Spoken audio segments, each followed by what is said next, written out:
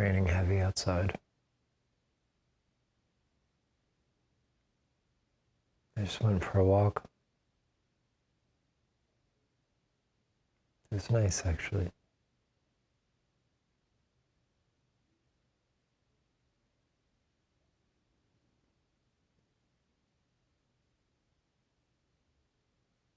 Part of me was irritated that I couldn't do my normal things, or really, of course, I could do everything the same.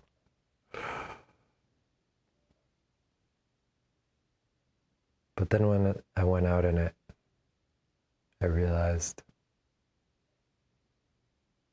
there's something nice about it.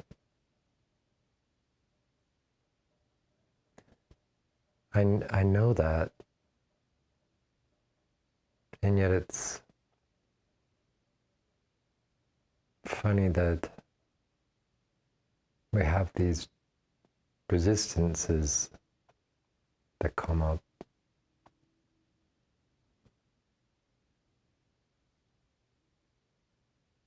I notice a lot of resistance in myself.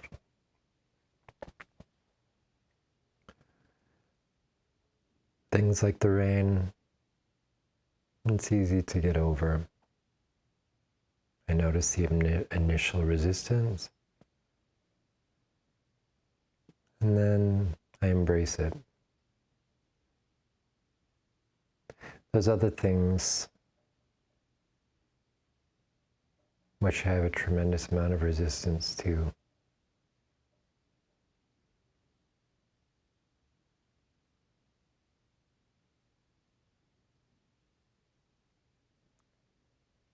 And I struggle with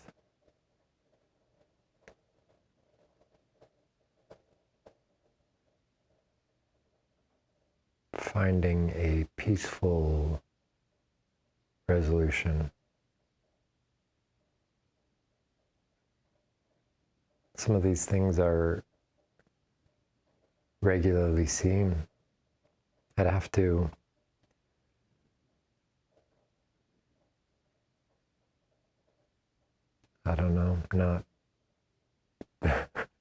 not look around me when I see progressive pride flags in the windows of every business. And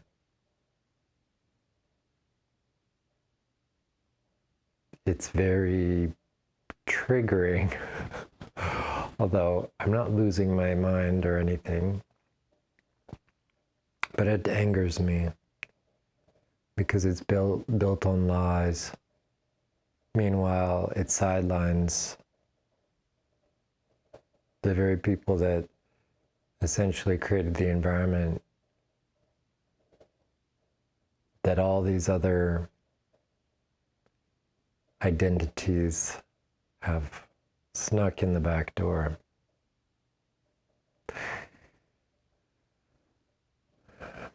Anyways, that's one of the issues. The point that is most relevant for me is how to not be angry all the time.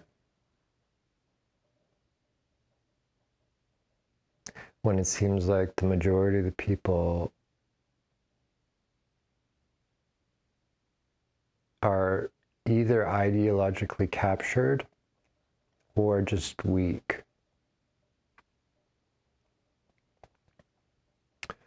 There's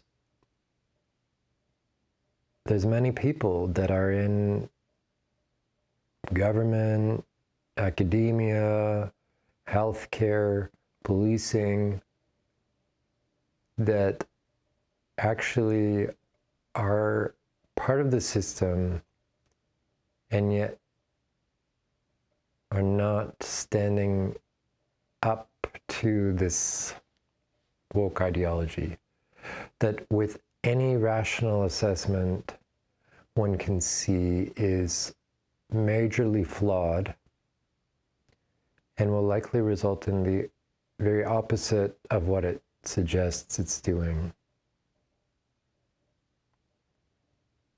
I'm not in any kind of environment where I have any say, any workplace or that's adopting these things. I don't work at a business that has that flag up.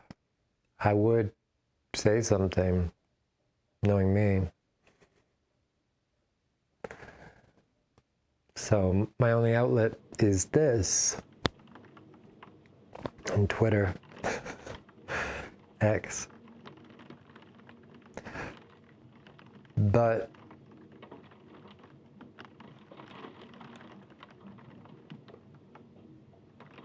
I actually want to, well, the rain's so hard now. I really want to practice what I preach as far as a spiritual, mystical path. And that is in recognizing that this world is a projection. This world is what you make of it. And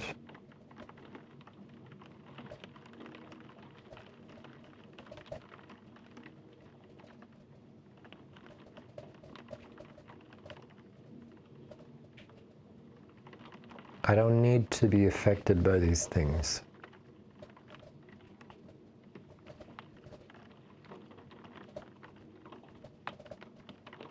It's very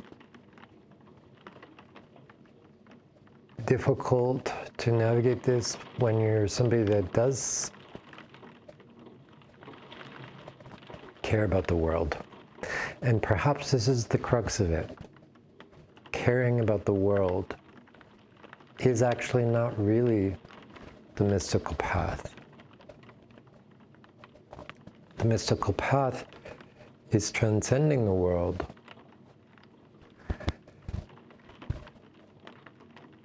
Yet one recognizes that while one is in a body, they're in the world. I think traditionally, historically, mystics have found a cave to live in, or a hut in the forest. And I would do that if I could, but all the caves and all the forest are private property now. There's nowhere to go. And maybe that too is perfect in that the evolution of this kind of a path is to true unconditionality, where I could be in a jail cell, where I could be in a shopping mall, where somebody could be mistreating me, and it doesn't throw me off balance.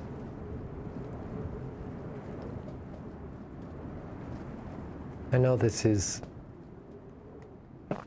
the path and the challenge of just holding that center of stillness, of quiet.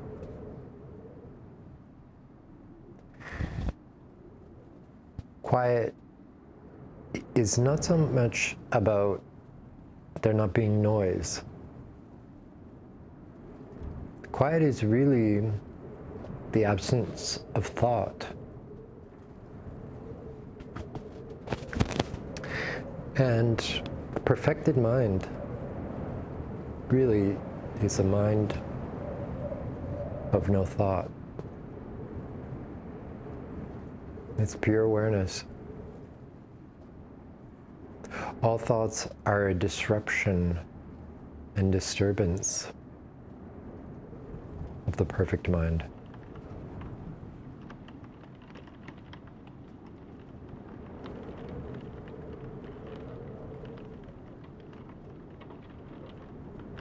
think this is difficult for most people to grasp, because it's so close to our identity, the egoic identity that we tend to cling to, is all this busyness, all this thought.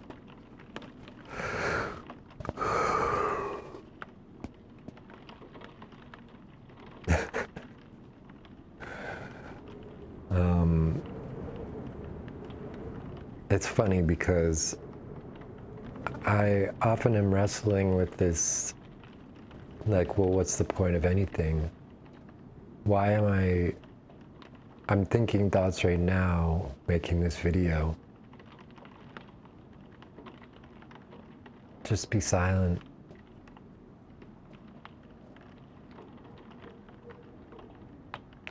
And I think this is a normal thing of people who go through this. It's kind of non-duality.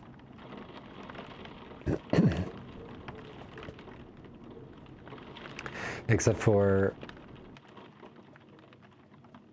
I've been arriving at this place for a long time.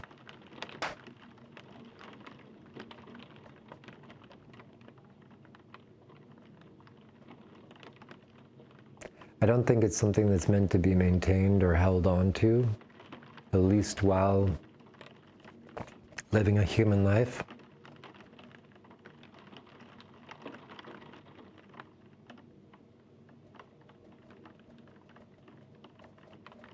And I do trust that the whole goal is not about not being alive. Just transcending existence. I don't think that's the case. And in that, maybe I'm not a pure, true mystic. I'm probably not. Because I actually seek to balance mysticism and magic. And really everything we're doing is magic. Every time we take some action and we want a specific result, that is a kind of magical thinking, especially when it's not necessarily even rational. Oh, excuse me. It's not even, like, if I get a job and I buy this nice car, then I'll get love. It's symbolic thinking. It's magical thinking. And I'm not saying that there's anything wrong with it, but that we should recognize that that's everything kind of falls into two categories of mysticism or magic. But the enlightenment, oh my God, the enlightenment is the conscious awareness of this. When you know what you're doing, and you're doing it intentionally. For me, this is the wisdom of Taoism, where it's about balancing these two things and recognizing they're not two things. They're completely interwoven. And that it very much is a practice of just being. And there's a forgiveness in that. There's a trusting of that.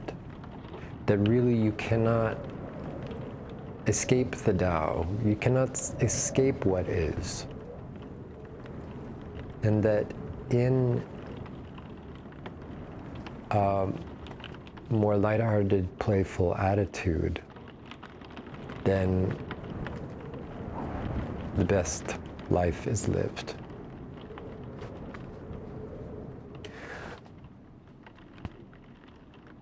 I think there's just so much paradox, right? So that you could even be, drunk and enlightened. You could be angry and playful. You can work at a mundane job, but bring into it an enlightened state of being and a mindfulness and a presence.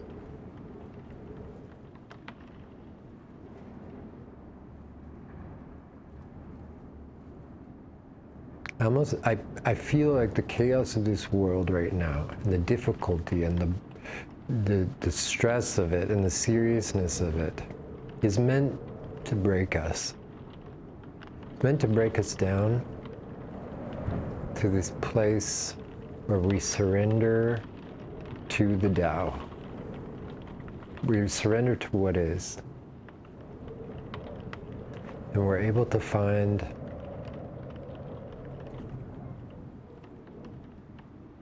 the essence of life. We're able to find life.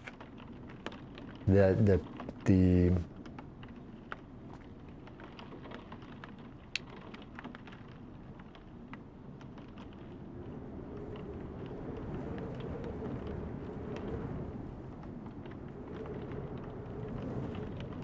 eternal flowing truth of who we are. And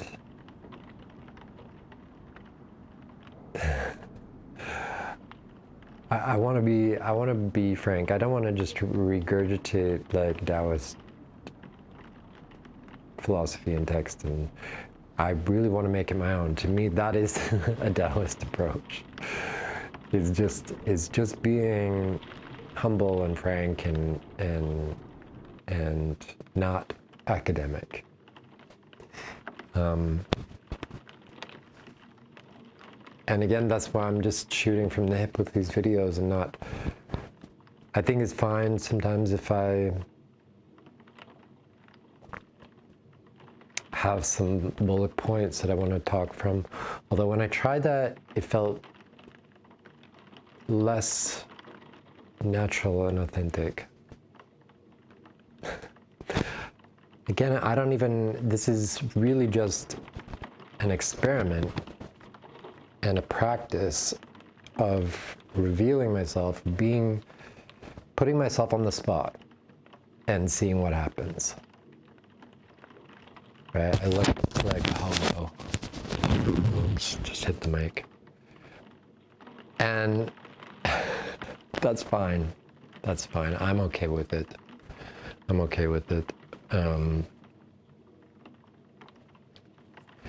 Really, actually, I just wanted to, because yesterday I was talking about just listening to the rain and not having any lights on, and so that's what I'm doing.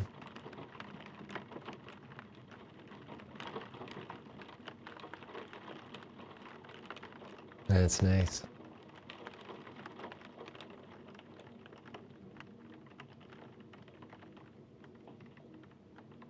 Thanks for watching.